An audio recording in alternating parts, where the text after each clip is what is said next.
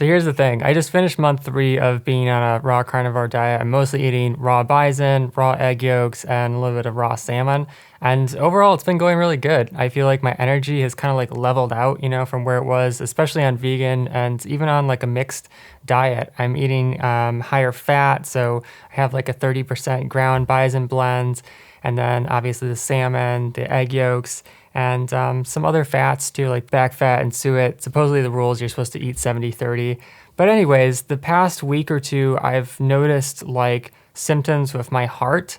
And this is the thing that people expect, from a meat-based diet is like, you're going to have a heart attack, it's going to clog your arteries. And so, I was worried about it. I was like, what is going on? Like, am I eating too much fat? Is animal-based eating just not healthy at all? And so I kind of started like taking things out one at a time. And one of the things I took out the past few days was eggs.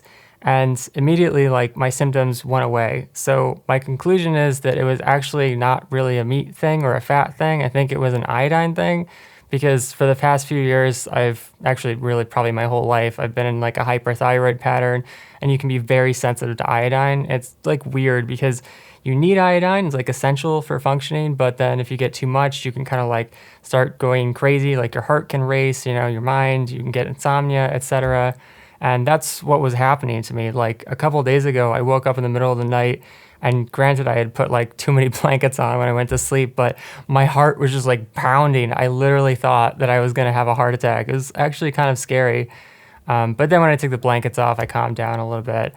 And then the next dinner, I just kind of like cooled things down. I had like a bunch of watermelon and just some chickpea pasta, just to see if it was like the fat. But my heart didn't really calm down until like 24 hours later when I had stopped eating eggs. So I'm pretty sure that's what it was. But another interesting thing, I have been buying these True Blues. They're kind of like heirloom eggs from Vital Farms. I get them at Whole Foods. And I was thinking, like, obviously these types of organic eggs are specialty, they're more expensive, so you expect them to be a higher quality. And in some ways they are. I mean, compared to factory farmed eggs, like at least the chickens are outside, it's certified humane and all that. But I looked it up, and they feed the chickens corn and they feed them soy. And this isn't necessarily a problem, but most corn, most soy have been genetically modified, and they can also cause problems with thyroid issues. If you have enough soy or cruciferous vegetables, it can be goitrogenic, can lead to a goiter, and it blocks the absorption of iodine. So I don't know, it's like a whole weird thing, but I decided that I'm not going to eat the raw egg yolks from Vital anymore. I found this company, actually it's like a family Mennonite farm in Pennsylvania called the Family Cow, kind of cute. But they have corn-free and soy-free eggs, and I can't try them right now because they don't have them in stock, but I think maybe in a few weeks they'll have some, and that'll be really interesting to try those and see if it has the same effect on me. Like, is it just eggs in general? Like, am I just getting too much iodine? Or is it like this soy and corn thing? Because a lot of people report having problems with soy. And corn is one of the most hybridized plants in existence now. But the other thing that I think may be going on is that I'm eating butter, and this is pasteurized butter because it's actually illegal to sell raw butter. But that family Mennonite farm that I found is actually really nice, because what they do is they sell raw butter, but they label it as pet food. And apparently there's like a loophole where if you label it as pet food, then you can sell at least raw butter. I guess they can't sell raw milk over state lines, and it would be kind of a risk anyways because the bottle might shatter. But I've ordered some of that. It's supposed to come next Friday, which I'm really excited for. And I think that'll make a huge difference, because with pasteurized butter, it basically kills off all of the beneficial bacteria and enzymes that would help you digest the butter. So that could be another thing that's going on that's putting more strain on my body, because everything else that I'm eating is raw and nothing bothers me. I have no acid reflux, I have no burping, but sometimes I can just feel the butter like sitting in my stomach, whereas I don't feel that with meat or, even the fat, like just the back fat or the suet, which is super dense, but it doesn't bother me at all because it's raw and it comes with all of the enzymes and beneficial bacteria your body needs to maintain a strong gut flora and keep everything moving, etc. I also ordered some raw einkorn from them, which is the only unhybridized strain of wheat left. Like I said, wheat and soy are two of the most hybridized plants in existence. I have tried einkorn before, but I just did like a regular flour and it wasn't raw, it's just the powder, the whole wheat powder. So what I'm going to do, I think, just to try it, is I'm going to sprout the wheat berries, the einkorn wheat berries. They're already lower in gluten than hybridized versions. And then I'm going to make a raw flour out of it. So you can dehydrate it at 150 degrees, 115 degrees, and it doesn't, bake it or anything or kill off any of the nutrients. So I'm going to do that, and then I'm going to create a raw sourdough. I've never tried this before. I've always done sourdough with, like the pre-made flour. But it should be really interesting because I was using ChatGPT to calculate the amount of gluten that would be in a raw sprouted einkorn wheatberry sourdough, and it was really low. It was like 1 gram or something. And then not only is it reduced in weight, but it's also more easy to digest because it again contains enzymes and beneficial bacteria and stuff like that. So I guess the gluten is broken down into smaller components. But I don't know, maybe it'll be good to have a little bit of source of carbs. I'm not sure, I'm just experimenting at this point. But I also do miss like having wraps, or maybe even me being able to make a pizza, like a raw pizza with the sprouted einkorn, as the crust. And it would just be dehydrated, you wouldn't actually bake it or anything.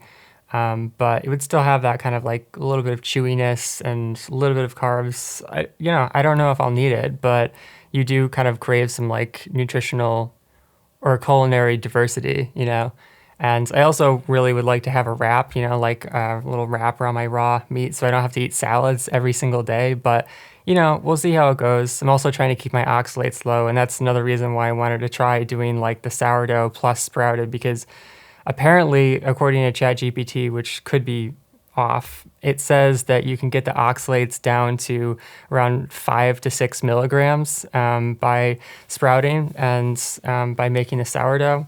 So that's the other thing I'm going to do. And if you missed that, oxalates are basically like plant defense mechanisms, and they can turn into these like little shards, that can, if your kidneys get overwhelmed, they can spread throughout the body into your joints and stuff like that and cause joint pain, which I've been dealing with for the past 4 years.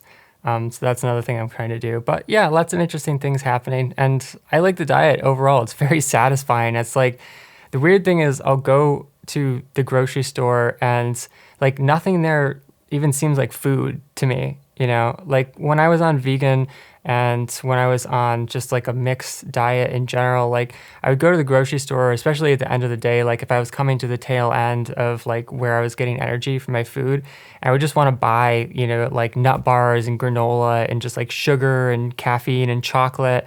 I haven't had chocolate for like 2 weeks. I don't even think about it anymore. And that's crazy because chocolate was like the thing that got me off of caffeine, or at least higher doses of caffeine. I was getting fermented chocolate, so it was down to like 2 or 3 milligrams, almost nothing.